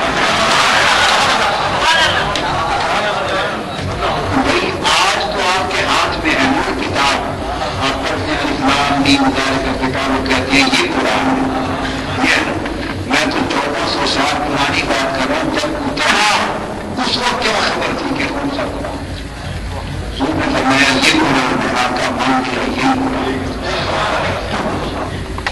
مان لیا یہ قرآن۔ تو حضور کے کہے سے قرآن کو مان لیا، حضور کے کہے سے رحمان کو مان لیا۔ پھر بیت المقدس کی طرف منہ کر کے نماز پڑھتے تھے، بیت المقدس کی طرف منہ کر کے نماز پڑھتے تھے۔ دل میں آیا، آپ نے اوپر دیکھا، نماز میں یار کی یار سے بات تھی، لوگوں کا جو درمیان میں کوئی موقع نہیں تھا، حالت نماز میں تھی، بیت المقدس کی طرف، مسجد اقصیٰ کی طرف منہ تھا نماز میں۔ دل میں آیا، اوپر دیکھا تو اوپر اس نے وہی پہ تھی، یہ تک لہر سے کوئی جواب بھیج رہا تھا، کوئی تیسرا سننے والا اوپر دیکھا، اس نے کہا محبوب بار بار چہرہ تک نہ دیکھ لیا، کبھی سما کیا چاہتے ہیں محبوب؟ بھائی میرا دل چاہتا ہے قبلہ بدل دو، قبلہ فرمایا فلم بلیتنا کا قبلہ بن ترضا، فرمایا محبوب یہ قبلے کعبے کو میں نے اپنے لیے تھوڑے بنا رکھا، سارے تیری خوشی کے لیے دیکھ رہے ہیں، میری دل اس پہ راضی ہے تو ہم جس پہ تو راضی ہے اسی کو کعبہ بنا لیں۔ قرآن کے لفظ ہے فلم بلیتنا کا قبلہ جس سے تو راضی ہے اسی کو کعبہ بنا دیتے ہیں۔ ہماری عبادت کوئی متعلق ہے ادھر ہو یا ادھر ہو، جس سے تو راضی ہے تو اس کو راضی ہے اسی کو کعبہ بنا دو۔ چہرہ پھر چہرہ ادھر تھا تو کعبہ وہ تھا، چہرہ ادھر ہو گیا تو 1400 سال سے کعبہ یہ ہو گیا۔ جس طرف وہ نظر نہیں آتے ہم وہ رستہ ہی چھوڑ دیتے ہیں اور کعبہ بنتا ہے اس طرف ہی ریاض رخ جدھر کو کہہ دیا وہ خدا ہے، ہم نے مان لیا کہ حضور وہی خدا، کہہ دیا یہ قرآن ہے، عرض کیا حضور یہی قرآن ہے، کہہ دیا یہ کعبہ ہے، عرض کیا حضور یہی کعبہ ہے۔ سمجھ لو کہ ہم تو حضور کو جانتے ہیں اور وہی اور کچھ نہیں، اور کوئی شے نہیں جانتے۔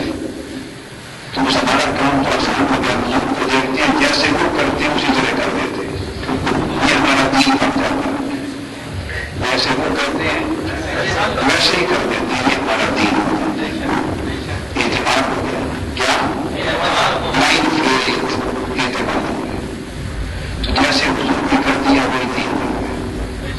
اب اس پر صحابہ کرام کا ایک خاص اور عمل، 1.25 لاکھ صحابہ کی ایک حدیث سنائی ہجرت الوداع کے موقع پر، کیا 1.25 لاکھ صحابہ کرام تھے، رسول اسلام جبل نور پر میدان عرفات میں خطبہ ارشاد فرما رہے تھے، خطبہ ہجرت الوداع۔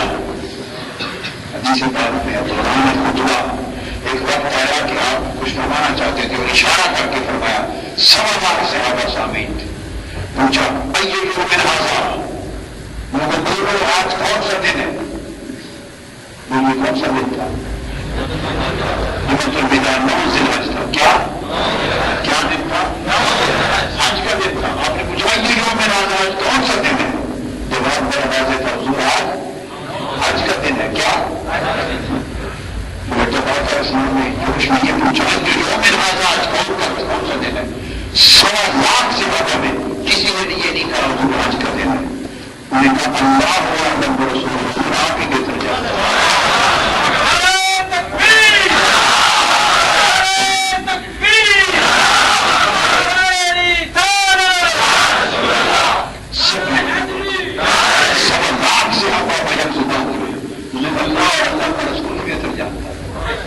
حج کا دن ہے، حج کا خطبہ ادا ہو رہا ہے، مگر 1.25 لاکھ میں کوئی نہیں بولا حضور حج کا دن ہے. چپ کر گئے. لا مجھے خبر نہیں، آپ ہی بہتر جان. پھر دوسرا سوال کیا آقا اسلام نے، مکہ شہر کی طرف اشارہ کرتے ہوئے مکہ مدینہ ایو بلد آزاد، یہ شہر مکہ کی طرف اشارہ. یہ کون سا شہر ہے؟ شہر مکہ ہے. اور کون سا شہر؟ 1.25 لاکھ میں سے کسی نے نہیں کیا حضور مکہ شہر.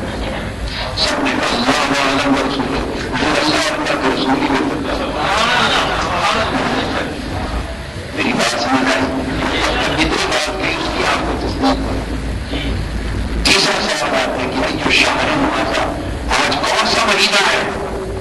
یہ کون سا مہینہ ہے؟ ویسے حج کا مہینہ ہے. حج کا مہینہ ہے تو حج ہو رہا ہے. کسی نے بھی عرض کیا ضرورت نہیں کہ حضور حج کا مہینہ عرض کیا ہے اس کا رسول اللہ اس کا رسول نہیں.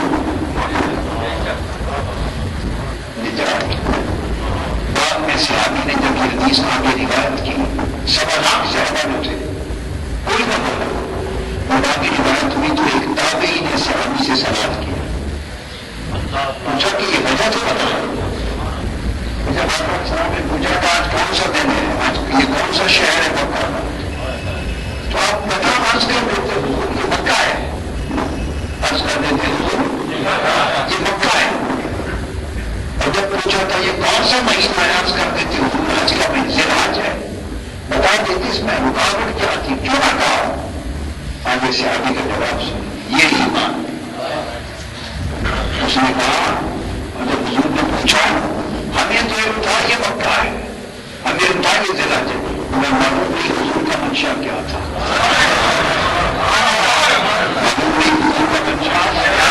اگر ہم کہہ دیتے حضور یہ مکہ ہے اور آگے حضور فرما دیتے نہیں یہ مدینہ ہے، صحابی کہتے ہیں خدا کی قسم اس دن سے ہم اسی کو مدینہ سمجھنے لگے.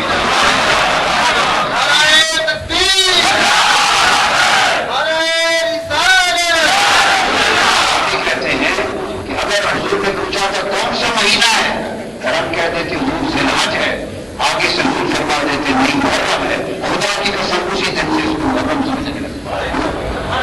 معلوم نہیں حضور کیا فرما دیتے.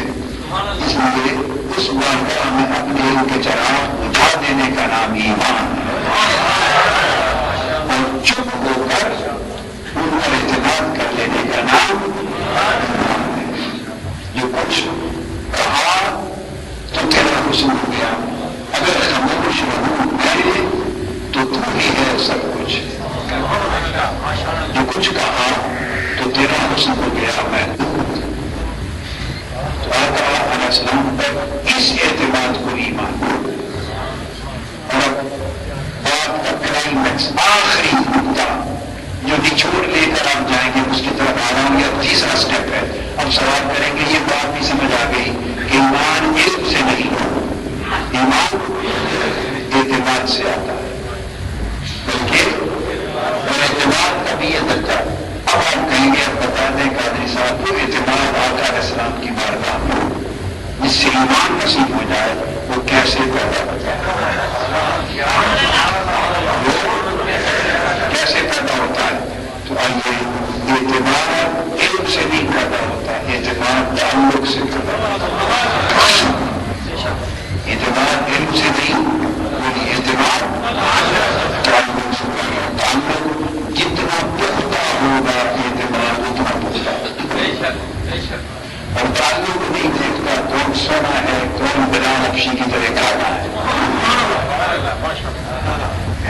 ایک صحابی نے کہا تھا حضور میری بیٹی جوان ہے، بڑی خوبصورت ہے، 14 رات کے چاند کی طرح.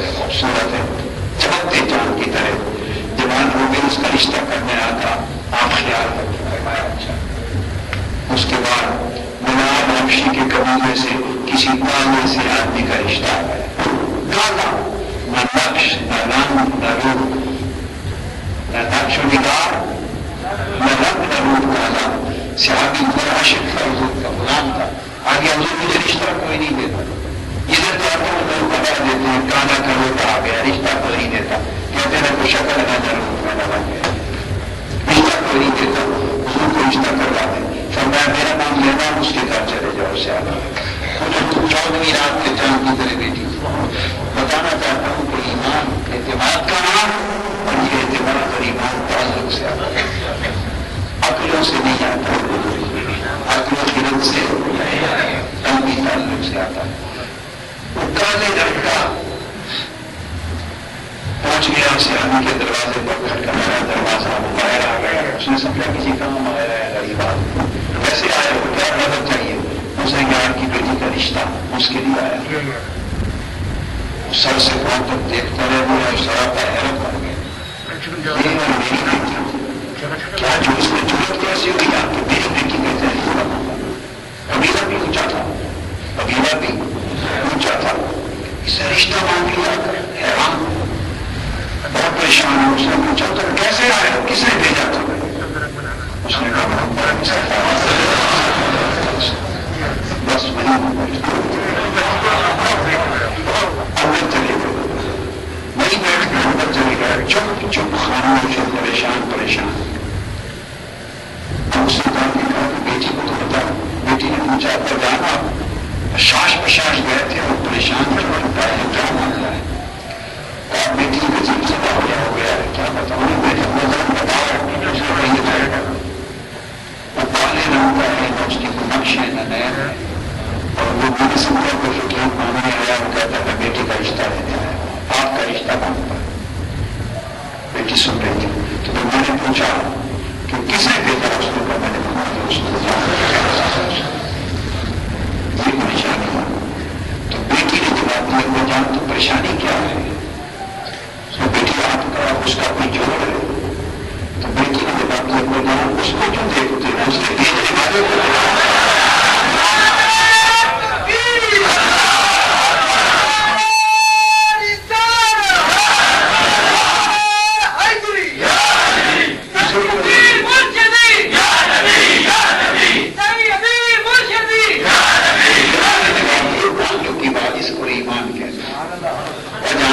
اسے کیوں دیکھتے، اسے نہ دیکھے، بھیجنے والے کو دیکھے، بھیجا کس نے بس، تو جب تعلق ایسا بن جائے تو اس کو ایمان کہتے، ایسا بن جائے تو اس کو ایمان کہتے، جب تعلق اس طرح کا ہو جائے، تعلق اس طرح کا ہو جائے تو پھر اعتماد قائم ہوتا ہے، وہی اعتماد ایمان۔ یہ روزمرہ کی زندگی میں بھی آپ دیکھتے ہیں کہ تعلق سے اعتماد بنتا ہے، تعلق سے اعتماد بنتا ہے۔ اگر آپ میں سے کوئی شخص یہاں سے اٹھے، آپ کریں ایک شخص کوئی اٹھے، اس کے ہاتھ میں اس طرح تیز اور دوست یار کو آرام کہہ جائے گردن میں بس ایسے دائیں لگا وہاں لگانے دیتے، میں تو ماں باپ تک کرنا بیٹا ماں آیا پیچھے بچے بھی بیوی تھے لگانے دیتے، اس طرح قریب نہیں ہونے دیتے، ٹھیک بات ہے، کوئی لگانے دیتا تیز اس طرح اس کے ہاتھ میں ہونے لگا دے گا، لگانے دے گا نہیں، وہ بھی لگا دیتا نہیں نہ لگانے دیتا۔ اب پہنچتا ہے ہزاروں کی دکان پر نائی کے پاس، پکا نہیں ہے آپ کا، ہمیشہ سے آپ کی علامت کرتا ہے باپ دادا کے وقت کا، جان پہچان ہے، بیٹھ گئے ہیں، اس نے کہا دیا سب دینا ہے، آپ آنکھیں بند چاہیے ایسے اس کے ہاتھ میں یہاں لگا رہا ہے، آپ ایسے بیٹھے اس طرح چلا جائے کیا ہے اعتماد،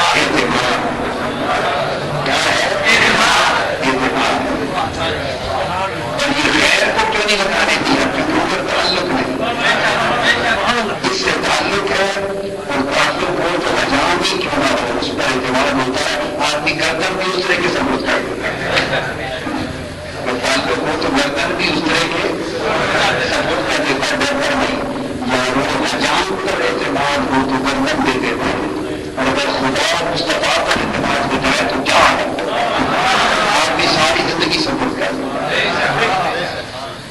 ساری، اب ہم اعتماد کے اس درجے پر نہیں پہنچے نا جو اجان کے ساتھ ہے، جو اعتماد اجان پر اگر اتنا بھی قائم ہو جائے تو معلوم نہیں خدا اللہ اور مصطفیٰ سے ہمارے تعلق کی کیفیت کیا ہے؟ ہم لوٹ جائیں پھر بھی راضی نہیں. اب وہ تعلق جڑتا کیسے ہے، بنتا کیسے ہے؟ بس آخری بات وہ سمجھا دوں تاکہ ادھوری نہ رہے نا، لے کر جائیں. تعلق بنتا کیسے ہے؟ تو آپ نے ابھی تک میں نے کوئی مشکل بات بتائی آپ کو. اس اعتماد اور تعلق کو پیدا کرنے کا طریقہ بھی آسان ہے. کیا وہی طریقہ ہے تعلق پیدا کرنے کا؟ جب آپ اجنبی ہوتے ہیں تو آپس میں تعلق پیدا کرنا ہو تو ابتدا کہاں سے کرتے ہیں؟ آپ ہی جواب دیں. بس آپ کو میں نے لیا رابطہ کی بات ادھر اٹھا میں نے تو بس جواب تو آپ کو خود آتا ہے، بس میں نے پردہ اٹھا دینا ہے. صرف جواب تو آپ بول پڑے. کسی سے تعلق بنانا ہو تو ابتدا کہاں سے کرتے ہیں؟ السلام علیکم. کیا کہتے ہیں؟ السلام. اور سلام سے ناواقف ہو، اجنبی ہو تو سلام سے ابتدا ہوتی ہے تعلق کی. باقی باتیں اس کے بعد چل پڑتی ہیں، پھر باتیں بعد میں چل پڑتی ہے. ابتدا سلام سے ہوتی ہے. دوستو، جس طرح آپس میں اجنبیت ہو اور تعلق کی ابتدا سلام سے کرتے ہیں، جس نے بارگاہ مصطفیٰ میں تعلق بنانا ہو وہ بھی سلام عرض کیا کرے. سلام عرض کیا کرے. ان کی بارگاہ میں اجنبیوں کے معاملات تعلق میں بدل جاتے ہیں اور بارگاہ مصطفیٰ میں سلام کہو گے تو وہاں بھی تعلق بن جائے گا. اور درود اور سلام میں فرق یہ ہے، درود اور سلام میں آقا اسلام نے فرمایا حدیث پاک میں ہے، جو شخص مجھ پر ایک بار درود بھیجے، ایک بار اس کے 10 گناہ معاف ہوتے ہیں. کیا معاف ہوتے ہیں؟ 10 نیکیاں بھی ہوتی ہیں. اتنی اور 10 درجے بلند ہوتے ہیں. جو مجھ پر ایک بار درود بھیجے اس کو 10 گناہ معاف ہوتے ہیں، اس کے 10 نیکیاں ملتی ہیں اور اس کے 10 درجات بلند ہوتے ہیں. تو اگر سلام بھیجیے تو اتنا ثواب ملتا ہے. ایک بار درود بھیجیے، ایک بار درود بھیجیے تو اتنا ثواب ملتا ہے. اور آقا علیہ السلام نے فرمایا حدیث پاک میں ہے، یہ درود کی بات تھی، 10 10 10. اب آقا نے فرمایا سلام کے لیے کہ میری امت کا کوئی مومن کہیں بھی ہو مجھ پہ سلام بھیجے تو اللہ پاک نے میری روح مجھ میں واپس لوٹا دی ہوئی ہے، میں اس کا سلام سن کے اس کو جواب دیتا ہوں. اس کو اب خلاصہ یہ ہوا کہ درود بھیجو تو ثواب ملتا ہے اور سلام بھیجو تو جواب.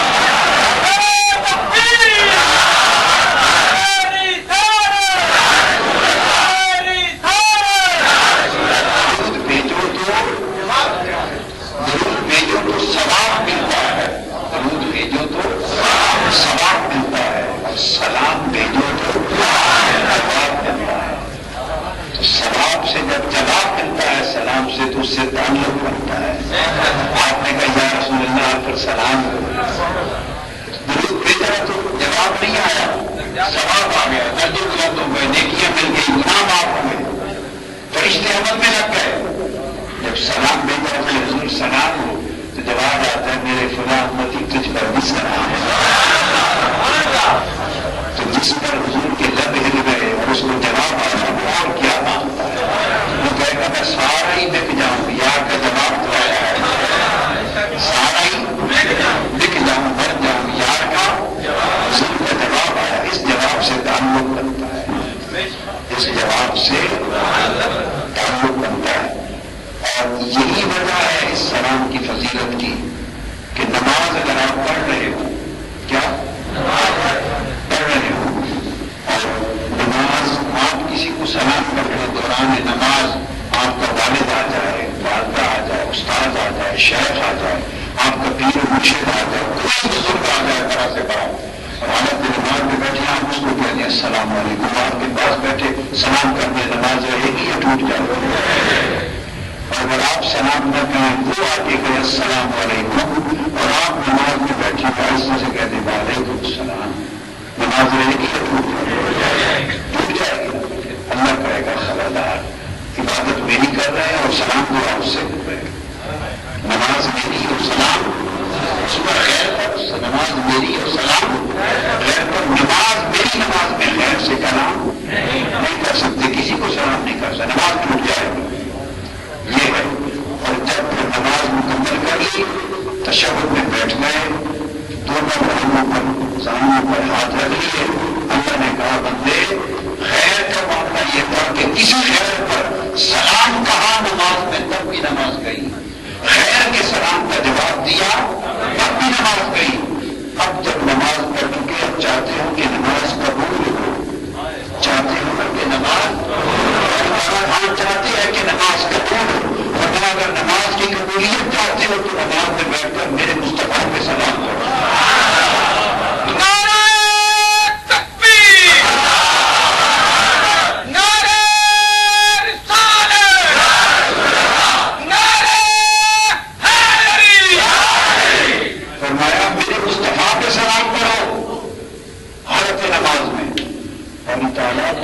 آپ کا تو حکم ہے کہ غیر کو اگر سلام کر دیا تیری نماز میں تو نماز ٹوٹ جاتی ہے، تو فرمایا ہاں درست ہے، یہاں تو حکم دے رہا ہے کہ سلام کر، لیکن مصطفیٰ میرا غیر ہوتا تو میں سلام کرواتا نماز میں، یہی تو خیال درست کرنا، ہر کوئی خیر ہے، مصطفیٰ خیر ہوتا میرا محبوب، اور خیر ہوتے کبھی محبوب بھی خیر ہوتے ہیں، ہمارے محبوب بھی خیر ہوتے، محبوب تو خیر نہیں ہوتے، کیا بولیے نا، محبوب تو خیر نہیں ہوتے۔ حالت نماز میں کسی کو اٹھائیں بٹھائیں چڑھائیں اتاریں تو نماز ہوتی ہے، اور کبھی حضور کی نماز بھی دیکھی حسن اور حسین کو کبھی کندھوں پر بٹھا رہے ہیں، گود میں بٹھا رہے ہیں، کبھی پشت پر حسین بیٹھے ہیں اور سجدہ ہی لمبا ہو گیا ہے، سر نہیں اٹھا رہے، پوچھا کیوں؟ فرمایا میں نے اگر خیال کیا میں سر اٹھایا تو کہیں حسین گر نہ جائے، تو محبوب تو غیر نہیں ہوتے، محبوب تو غیر نہیں ہوتے۔ میں سلام کروں میرے محبوب کو، اس کے سلام سے نماز قبول ہوگی، تو کہا سلام علیکم کا سلام پڑھ لیں، آگے چلے۔ فرمایا یہ نماز کے قبول ہونے کی شرط یہ تھی کہ میرے مصطفیٰ پہ سلام پڑھو، اب چاہتے ہو کہ یہ سلام بھی قبول ہو، اور طرح چاہتے ہیں، فرمایا نماز کی شرط قبولیت کی تھی کہ مصطفیٰ پہ سلام پڑھو، اور مصطفیٰ نے فرمایا اپنا سلام میں تب قبول کروں گا کہ ساتھ میری آنکھ پہ سلام۔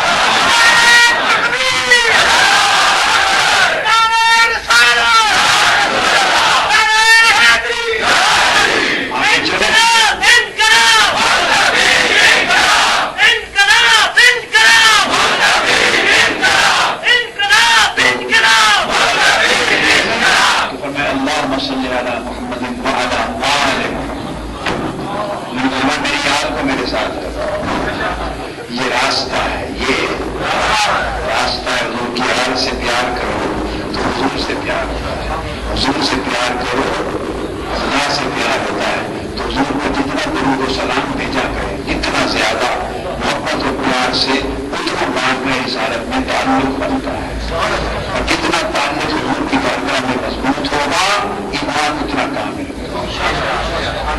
تحریر کے منہاج-ul-Quran اس پورے مشن کی جو کچھ میں نے کہا یہ اس کی دعوت ہے، حضور لوگوں سے لوگوں کے تعلق حضور اسلام سے کمزور کر گئے، گرد آ گئی ہے، کہیں دنیا داری کی گھر، کہیں دنیا داری کی گھر، اور کہیں نفسانیت کی گھر، اور کہیں مذہب کے نام پر دین کی تبلیغ کی گھر بھی آ گئی۔ جیسے میں نے کہا کہ سارے مذہب کی تبلیغ ہو رہی ہے، اور اس مذہب کی تبلیغ میں روزہ نہیں ہے حضور کے پیار کا، کیا کیلے کا چھلکا کھلایا جا رہا ہے، روزہ غائب ہے، کیلے کا چھلکا کھلایا جا رہا ہے سارا، پر روزہ کیلے کا حضور کا پیار ہے، حضور کی محبت ہے، حضور کی ذات سے تعلق ہے، حمایت ہے۔ تحریک منہاج-ul-Quran کی دعوت یہ ہے کہ جہاں بھی ہے آغاز کریں اس تعلق کا حضور کی محبت کے ساتھ، یہ قافلہ محبت ہے، یہ کاروان محبت رسول ہے، اور الگ جماعت یہ حضور کے عشق اور غلامی